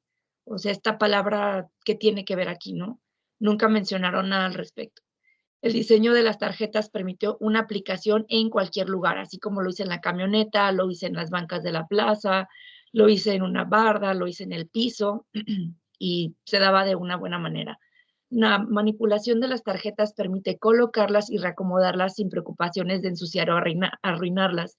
Eso es algo importante porque cuando se les da hojas o encuestas o cosas escritas a las personas como que tienden a preocuparse por ensuciarlas, por romperlas, etc. Las imágenes evocaron historias personales y colectivas con muchos datos significativos. Yo nunca les pregunté nada, simplemente les pedía que los acomodaran conforme ellas y ellos pensaban que podían estar relacionados, y eso lo que originó fue mucha narrativa. Hablaron demasiado de la historia, de las historias personales, de las implicaciones personales, pero también colectivas. La asociación libre de las palabras con las imágenes sin ninguna especificación, como les decía, permitió tener acercamiento con edades que no muestran ninguna disposición para hablar, como los adolescentes, ¿no? Y aquí pongo el caso de una persona de 15 años que me dijo tal cual, ¿de qué es eso? Y inmediatamente me dijo, ay, no, ¿me vas a grabar? Y le dije, no. ¿Me vas a entrevistar? Y le dije, no. ¿Me vas a tomar fotos? Y le volví a contestar que no. Y me dijo, ah, bueno, entonces sí, ¿no? Tiene 15 años y esta persona adolescente acompañó a su madre a los 2, al año, a los 2 y hasta los 3 años a los diferentes lugares en donde hacían las manifestaciones. Entonces, sí tienen ciertas resistencias a hablar del tema porque además al haber sido niñas y niños, pues eran objeto de demasiadas fotografías, de intentos de entrevistas y no lo recuerdan como una experiencia grata, pero siempre refieren que fue bueno estar en la lucha, ¿no? Finalmente, Temacapulín actualmente está por recibir disculpas públicas a nombre del Estado por todos los daños y el retraso que esto ocasionó en la evolución del lugar. Y pues eso sería todo de mi parte. Agradezco al equipo psicosocial, que es el equipo en el que yo participo. Y bueno, esto solamente es un pequeño hallazgo metodológico de un proyecto muy, muy grande.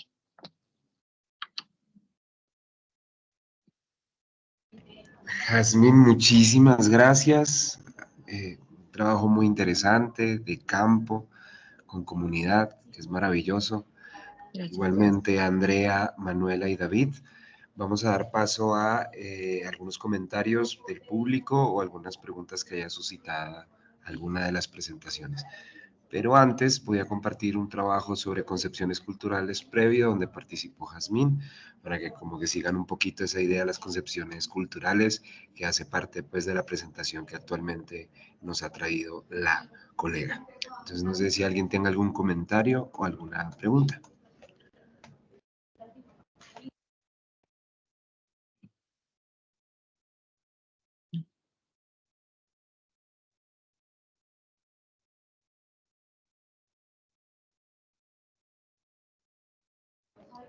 Bueno, yo quisiera hacer una pregunta a Jazmín respecto a la selección de los conceptos. Al inicio tú de la presentación planteabas el tema de las representaciones sociales y que decantabas para saber qué elemento ibas a construir dentro de tu proyecto. Entonces me gustaría saber por qué has tenido esa tensión conceptual para poder definir qué orientación va a tener tu trabajo.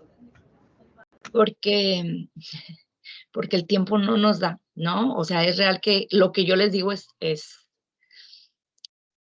los tiempos en el lugar son muy diferentes a los tiempos a los que estamos acostumbradas y acostumbrados académicamente. Y sobre todo que las personas no están dispuestas a hablar.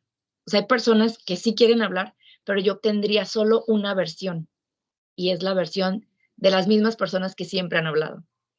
Y la verdad es que en estos años ha habido muchos conflictos, muchas tensiones, hay peleas dentro de las mismas familias, no se hablan dentro de las mismas familias, y eso ha sido un reto para el equipo, para que las personas no consideren que el equipo va a trabajar solo con las personas afectadas porque fueron activistas, ¿no? Sino con todas las personas. Entonces, el tiempo, la verdad es que yo entré en la fase ya de, digamos, intervención. Yo ya no tenía tiempo para hacer investigación como tal. Entonces tenía que encontrar algo muy rápido que me solucionara el asunto del tiempo, pero que también me diera datos significativos, ¿no? Entonces, creo que el sorteo por montones, que lo he utilizado, aunque no es algo que me guste tanto, me permitía trabajar sobre todo con las personas muy adultas o las muy jóvenes, quienes evidentemente no me iban a dar una entrevista porque no querían, y entonces mi apuesta era que si yo tengo ya ciertos conceptos identificados porque se repiten y es algo que se repite en una persona de 15 años y en una persona de 80, hay una consistencia. Entonces, por cuestiones metodológicas y de tiempo, decidí aplicar el sorteo por montones y esperar la narrativa en el sorteo por montones. Si era suficiente, digamos que mi apuesta es que puedo hacer un análisis de contenido para transitar a las representaciones, que me parece que lo voy a lograr. Pero esa fue una apuesta como solo para ver si lograba, ¿no? La narrativa se dio y la verdad es que se dio muy fluida. O sea, se dio mucho, de manera más fácil que si yo hubiera hecho entrevistas. Sin preguntarles absolutamente nada, hablaban y hablaban y hablaban de lo que se acordaban, pero también hablaban de otras personas, incluso de personas que ya fallecieron, personas que ya no están ahí.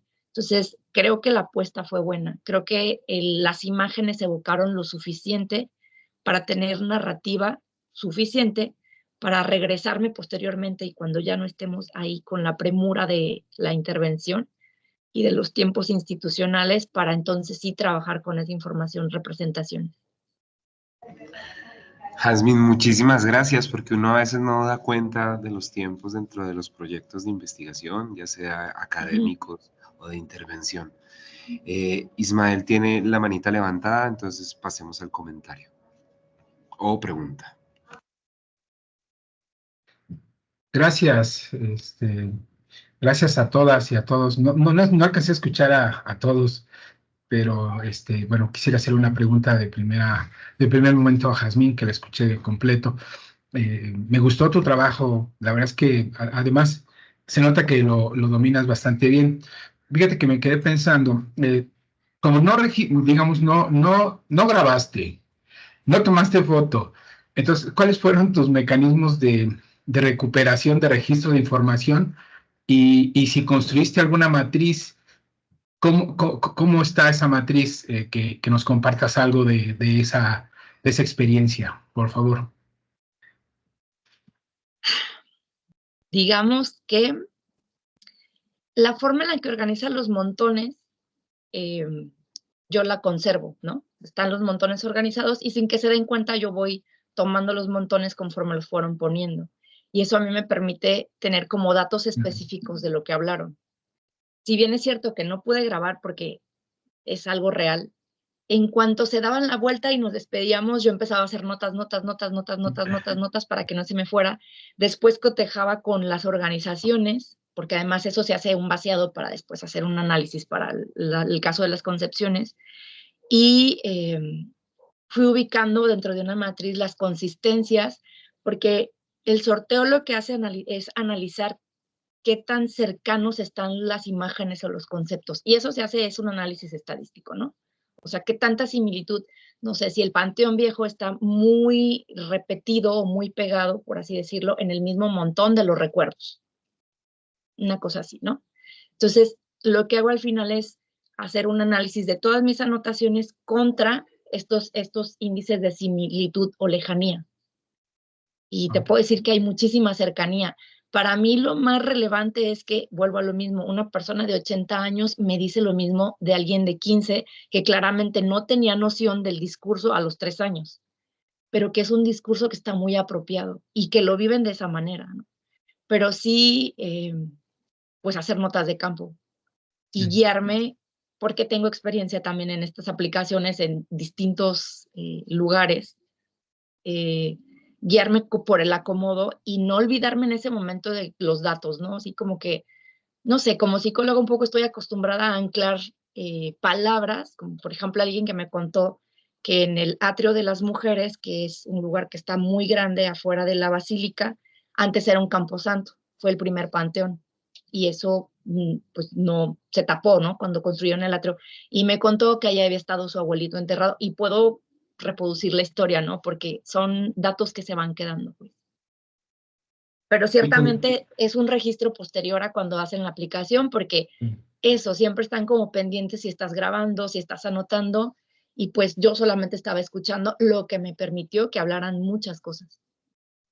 Sí, muchas gracias, Jazmín. Solo lo comentaba porque muy en el sentido de trabajo antropológico que aquí David, y seguramente otros antropólogos pues, lo aplican perfectamente bien, ¿no? Y no hay de otra, ¿no? Apenas terminas en la observación de campo y empiezas a registrar.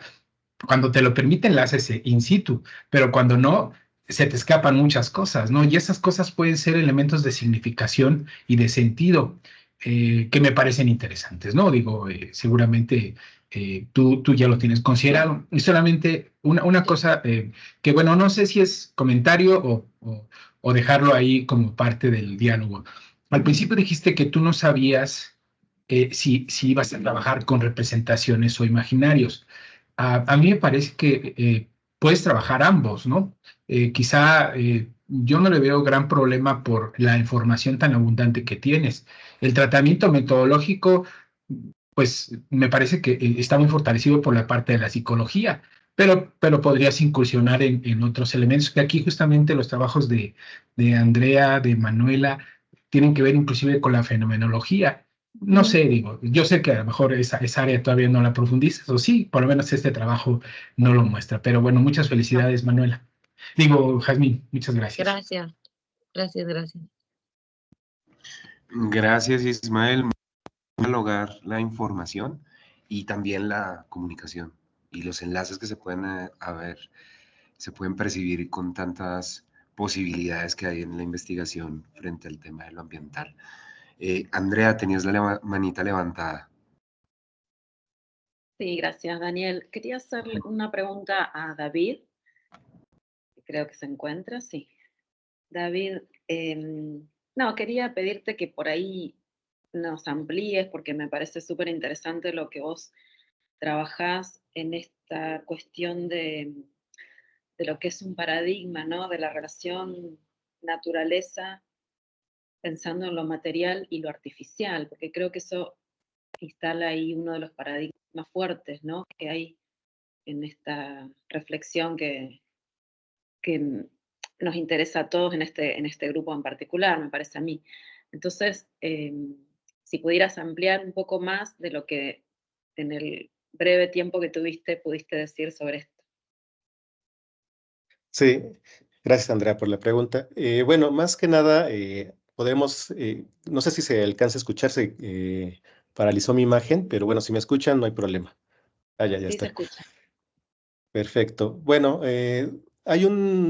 todavía sigue como muy presente un debate y depende también en el área en la que le estemos refiriendo sobre el papel del ser humano en la afectación del entorno o las huellas sobre el entorno, es decir, sobre lo natural. Es decir, hay algunos cuestionamientos que dicen si el ser humano por sí mismo es una entidad orgánica, es una entidad natural, ¿por qué sus actos se deben de considerar como elementos contrarios a la naturaleza misma, ¿no? Algunos autores han reflexionado que sí, precisamente tendríamos que reconocer que hay un papel de naturaleza dentro del propio acto humano en el entorno. Y entonces eso no vuelve o no genera una ruptura con la naturaleza por sí. Algunas perspectivas consideran que lo que ha generado, digamos, como esta distinción entre naturaleza prístina y el ser humano y su actuar, pues vienen sobre todo de las perspectivas románticas, finales del siglo XVIII, siglo XIX, que ponderaron esa idea, ¿no? O sea, lo natural sin que sea tocado por el ser humano, ¿no? Digamos, el debate siempre está en el papel que tiene el ser humano. Y algunas perspectivas filosóficas han fortalecido la idea de que incluso lo cultural es por sí mismo natural, porque es parte de la lógica misma del actuar en el mundo, ¿no? Entonces, ahí lo que entra, digamos, en el debate es que si asumimos que todo acto humano es por sí mismo natural, Entonces, ¿qué puede, digamos, generar un cuestionamiento sobre aspectos de transformación sobre el entorno? Y precisamente donde se han dirigido varios autores, entre ellos hablábamos de Hannah Arendt, es sobre el papel de la responsabilidad. Y ese papel de la responsabilidad es lo que va marcando un reconocimiento de la artificialidad como algo que puede ser natural, pero al mismo tiempo, si no hay una responsabilidad del acto, entonces eso genera, digamos, una ruptura de lo natural, ¿no? Entonces puede ser como un debate entre lo natural, lo no natural y lo artificial, por decirlo así, ¿no? Hay diferentes perspectivas, pero por ejemplo en el campo biológico es interesante ver que hay vertientes que están reconociendo de una manera muy fuerte el actuar humano como una nueva forma de naturaleza. Y hay algunas posturas conservacionistas, ambientalistas, que retoman ese papel, ¿no? Un poco lo que decíamos de las segundas naturalezas. eh, para algunos autores, como Corlat, se plantea que ese tipo de posturas suelen ser como más neoliberales, es decir, que están partiendo de la lógica de decir, sí, el ser humano puede modificar el entorno sin problema, entonces al mismo tiempo también lo puede proteger y se puede seguir con las mismas prácticas, tal vez no de depredación, pero sí prácticas de transformación del entorno, ¿no? Algunas otras pues consideran que tendríamos que ser un poco más críticos sobre ese proceso del actuar. Entonces, se puede ver como que son muchas posturas en el campo filosófico, está más dirigido justo cuando tú planteabas el tema de la artificialidad, está más, más analizado, más profundo, y en el tema ambientalista sigue habiendo como debates que también se dirigen hacia lo político, en cierta forma. Entonces, por eso, bueno, yo quise irme más hacia cómo se está constituyendo el sentido del imaginario de lo postnatural y lo que implica la ruptura de las relaciones sistémicas y ecológicas. Ujú. David, muchísimas gracias. Espero que hayas podido ayudar a ampliar la idea principal de tu exposición. A mí me resonó un libro que se llama como Más allá de la naturaleza y la cultura, de Philippe Descola, que como que plantea algunas líneas de trabajo frente a eso de qué posibilidades hay en relación al tema de lo ecológico, la ecología de las relaciones, al tema de la naturaleza como una ficción, y pues bueno, supremamente interesante. Yo quisiera hacerle una pregunta a Manuela, y es, bueno, vimos que hay una trayectoria significativa de todos los ponentes y que estás empezando con esa trayectoria académica probablemente. Me gustaría preguntarte, luego de este trabajo de grado, ¿qué otras opciones o qué has pensado seguir desarrollando? Bueno, justo hace un par de días hablé con Andrea para poder seguir trabajando en cuanto a los imaginarios sociales, pero poder empezar a hacer una comparación en lo que es educación ambiental eh, sobre la cultura hídrica de La Pampa, una comparación entre el oeste de nuestra provincia y el este. Para quienes no conocen La Pampa, el oeste de nuestra provincia está atravesado por una desertificación total por la falta de el río Atuel, el río Salado Chaileubú, que eran los ríos que le daban vida a esa parte de la provincia, y a un este que está atravesado por una cultura hídrica desde los acuíferos del agua subterránea, donde la mayoría de todas esas localidades cubren su abastecimiento de agua al 100% por agua subterránea, y donde a nivel educativo también hay una fuerte presencia en el este de la falta del río Atuel, el Atuel también es pampeano, y por esa lucha hídrica que quizás el oeste, al vivir el río, al vivir la ausencia del río y al vivir que por las sueltas esporádicas que hay por parte de Mendoza, que es la provincia que a través de represas nos corta el cauce natural del río, muchos se inundan y no quieren el río que tanto se reclama en el resto de los pampeanos y pampeanas, que es también lo que cuenta Andrea. Entonces, poder hacer una comparación en los imaginarios a nivel educativo, de educación ambiental que hay en jóvenes y niños de nuestra provincia. Quería orientarme más a ese lado. Yo soy licenciada en comunicación, y trabajo dentro del ente provincial, que es la Secretaría de Recursos Hídricos, que son quienes estamos en cuanto a la gestión del agua, y me encargo principalmente de la parte educativa, de ir a las escuelas y comunicarle y educar a los niños en cuanto a lo que es el cuidado del agua. Por eso también mi orientación en la investigación a ese lado de los imaginarios sociales. No, yo hubiera sabido que ya habías hablado con Andrea, hubiera omitido la pregunta. No, mentira. Te agradezco muchísimo. Interesante lo que estás planteando, el tema de las infancias y el tema de la comunicación, y creo que puede ser un trabajo increíble. No sé si alguien más tenga algún comentario o una pregunta. Mientras levantan la mano o se toman arbitrariamente el micrófono, yo quería agradecerles México, Argentina y por mi parte desde Colombia, y las posibilidades y los enlaces que podemos tener a partir de estos temarios y estos puntos de encuentro de interés. Yo de mi parte te agradezco, Daniel, la coordinación, excelente también, que hayas compartido trabajos de cada uno como para poder ampliar. Y bueno, me súper interesó también lo que expusiste, Jazmín, porque veo que ahí hay un abordaje desde la psicología también y súper interesante, así que voy a leer tus trabajos y cualquier cosa te voy a estar escribiendo. Lo mismo David, también. Y bueno, con Manu tenemos una conexión casi a diario, así que seguimos trabajando en un proyecto común, así que, bueno, gracias. Sí, muchas gracias a todos. Igualmente, ahí estaré molestándolos luego porque están muy interesantes sus trabajos. Bueno, Andrea, también ya te he estado leyendo desde hace tiempo, entonces ahí ya nos escribiremos. Buenísimo.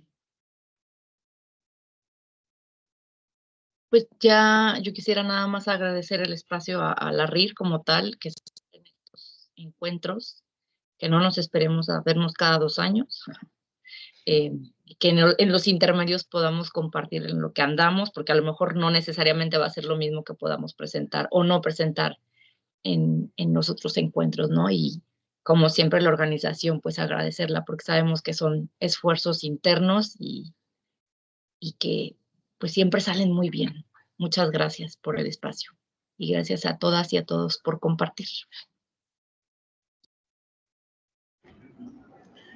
Claudia Patricia nos dice que muy interesantes las reflexiones y las propuestas investigativas, y Paula Andrea García también agradece a todos y a todas en el espacio. Entonces haríamos cierre de esta mesa. Les invitaría a la tercera mesa, que es sobre turismo, a las 12 del día. En el programa está el acceso a la sala. Nos encontramos allá. Que tengan un buen resto de descanso porque salimos unos minutitos antes. Hasta luego. Muchas gracias. Hasta luego, muchas Gracias, gracias. Daniel. Hasta luego. Gracias.